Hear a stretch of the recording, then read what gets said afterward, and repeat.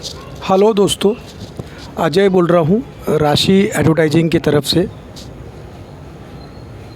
काफ़ी लोग ये प्रश्न करते हैं कि क्या मुझे सच में 5 महीने या 6 महीने बाद 25,000 रुपये मिलेंगे। मेरा आपसे एक ही सवाल है, 25,000 कमाने के लिए किसी भी व्यक्ति को क्या स्किल लगती है, मतलब क्या उसमें गुण होने चाहिए या क्या उसमें काबिलियत होनी चाहिए, और प्लस उसको कितने घंटे देने पड़ते हैं। सीधी सी बात है, एक डॉक्टर, इंजीनियर या कोई भी प्रोफेशनल व्यक्ति को ले लो, वकील, आर्किटेक्चर, तो उसको अपनी कला को सीखने के लिए कम से कम 5 साल देने पड़ते हैं, 4 से 5 साल।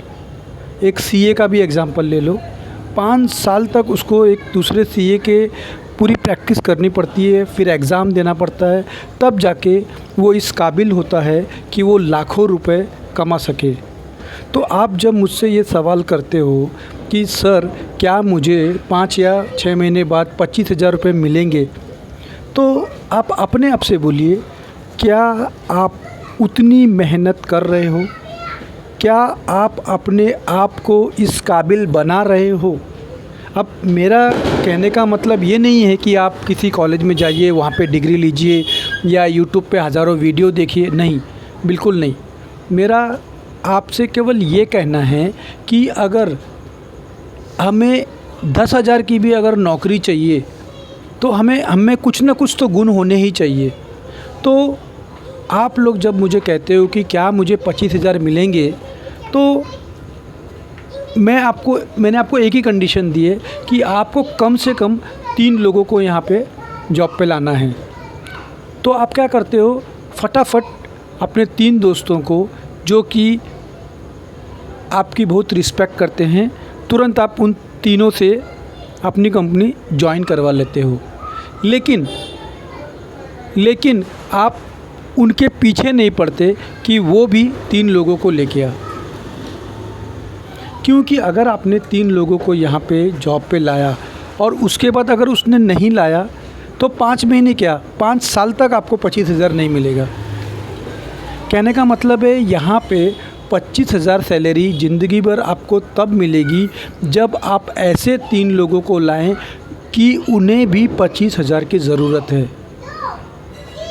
जी हाँ, मैं रिपीट कर रहा हूँ, आपको केवल ऐसे 3 लोगों को यहाँ पे लाना है कि उनको भी आपकी तरह 25,000 की ज़रूरत है। और जितना विश्वास आपको है कि ये 100% पॉसिबल है। अभी मैं नहीं जानता हूँ कि आपकी मैथमेटिक्स कैसी है, लेकिन मैं आपको एक कहानी बताता हूँ। हो सकता है इस कहानी से आप रिलेट हो सको।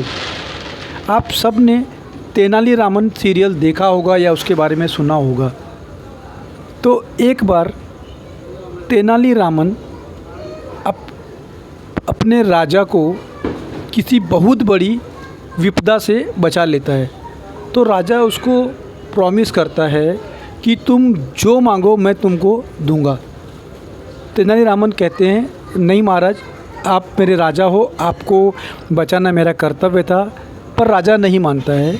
राजा इसमें अपनी इंसल्ट समझ लेता है कि मैंने इसको कुछ देने के लिए बोला और ये मुझे मना कर रहा है। तो वो फोर्सफुली तेनालीरामन से कहता है, नहीं, तुम्हें कुछ न कुछ ऐसा लेना ही पड़ेगा, और ऐसा क्या है जो मैं तुमको नहीं दे सकता हूँ। तो तेनालीरामन ने कहा, ठीक है, आप अगर इतना फोर्स कर रहे हो कि मैं कुछ न कुछ मांगूं, तो मुझे केवल आप इतना कीजिए, एक हम चेस का नाम आप सबने सुना होगा, शतरंज का खेल। तो शतरंज के खेल में 64 खाने होते हैं। तो तेनालीरामन ने कहा उस राजा से कि देखिए, मुझे ना ये खाने में 1 चावल का दाना है, बस प्रत्येक खाने में ये 1 चावल का दाना डबल होते रहे, बस इतना आप मुझे अनाज दे दो, मुझे और कुछ नहीं चाहिए। तो राजा मन ही मन हंसा और बहुत खुश हुआ कि अरे क्या तेनालीरामन ने इतनी छोटी सी चीज़ मांग ली। अब ध्यान से सुनिए, हमारे बिजनेस और इसमें क्या फ़र्क है और क्या समानता है। जब तेनालीरामन के बोलने के अनुसार चौसर उस खेल में शतरंज के जब उन्होंने पहला दाना रखा तो नेक्स्ट वाले चौसर में 2 दाने हुए, तीसरे खाने में 4 दाने हुए, 5वें में 8, 6वें में 16। आप अंदाज़ा लगा सकते हो कि 64वें खाने में करोड़ों दाने हो गए, करोड़ों। राजा का जो अनाज संभालने वाला होता है, मुनीम वगैरह जो कहते हैं, सब दौड़ के आए, सर हमारे खलियान यहाँ वहाँ कि आसपास में भी इतना अनाज नहीं है कि हम तेनालीरामन की डिमांड पूरी कर सकें। तो देखा आपने चमत्कार केवल एक दाने का और मल्टीप्लिकेशन का। सेम ये मल्टीप्लिकेशन का जो मेथड है वो मैंने अपने बिज़नेस में डाला है।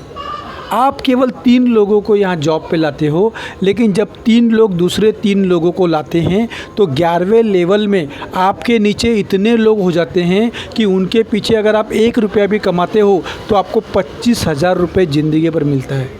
इस बात पे आप विश्वास जितने जल्दी करोगे उतने जल्दी आप अपनी टीम से काम करवा सकोगे। मैं रिपीट कर रहा हूँ, जितने जल्दी आपको विश्वास होगा कि हाँ मैं यहाँ से 25,000 उठा सकता हूँ अगर मैंने ऐसे 3 लोगों को यहाँ जॉब पे लाया कि वो भी 3 लोगों को लाएंगे तो। और इसके लिए सीधी सी बात है, थोड़े से प्रशिक्षण की ज़रूरत है, थोड़े से प्रशिक्षण की ज़रूरत है। आप कितना भी अच्छा क्रिकेट खेलते हो, अगर आपने 6 महीना क्रिकेट नहीं खेला और हाथ में अगर बैट लोगे तो आपको भी 4, 5, 6 बॉल की ज़रूरत लगेगी प्रैक्टिस के लिए। सेम वे जब आप किसी को अपना प्लान दिखाते हो तो प्लान दिखाने से पहले आपको पता होना चाहिए कि प्लान की ABCD क्या है। आप प्लान क्या दिखा रहे हो, उसे कितने पैसे मिलेंगे, कंपनी कितने दिनों से है, कंपनी का करंट अकाउंट है भी कि नहीं है। अगर कोई आपको कह दे कि ऐसी कंपनी आई थी और गई तो क्या आप उसको ये बात बोल सकते हो कि जो कंपनी आई और गई क्या वो यूट्यूब की लीगल पार्टनर थी? क्या आप उसके हर एक प्रश्न का उत्तर दे सकते हो? अगर नहीं तो फिर आप उसको क्या प्लान दिखाए? आपने तो एक होने वाले कस्टमर को भी नेगेटिव कर दिया। तो मेहरबानी करके सिंपल सा रूल है, अगर आप गहरे पानी में कूद गए और आपको तैरना नहीं आता है तो आप निसंदेह डूब जाओगे। इसलिए पहले पानी की गहराई नाप लीजिए, या तो अपने साथ में ऐसे इक्विपमेंट ले लिए कि अगर आप पानी में कूद भी गए तो आप न डूबो। कभी भी प्लान दिखाने से पहले आपके पास उसके जितने भी सवाल हैं उन सवालों का उत्तर होना चाहिए, क्योंकि आपको ये जो 25,000 हर महीने मिल रहे हैं ये 50,000 भी हो सकते हैं, 1 लाख भी हो सकते हैं, और भले ही ये 1,000 भी हैं तो ये ऐसे पैसे हैं जो पैसे आपको वर्क फ्रॉम होम से मिल रहे हैं, न कि काम करने से मिल रहे हैं, न कि आपको काम करने से मिल रहे हैं। तो मेरा कहने का मतलब ये है कि प्लान दिखाने के लिए कम से कम 3 लोगों को अगर आप प्लान बताते हो तो अपने अपलाइन की हेल्प लीजिए। अपने अपलाइन को कॉन्फ्रेंस में लेके उसे प्लान बताइए। अगर आप डायरेक्ट प्लान बताते हो तो 100% आप उतने असरदार तरीके से उसको नहीं बता पाओगे जितने असरदार तरीके से आपका अपलाइन उसको बताएगा। हाँ, 3, 4, 5 बार अपने अपलाइन की मदद से प्लान दिखा दिया, फिर आप खुद अपलाइन बन जाओगे। लेकिन अगर आप अभी अभी ज्वाइन हुए हो तो मेहरबानी करके अपलाइन की हेल्प लीजिए, और अगर अपलाइन आपको हेल्प नहीं करता है तो आप मुझे फ़ोन कर सकते हो, मैं हूँ आपको हेल्प करने के लिए। तो thank you very much, wish you all the best.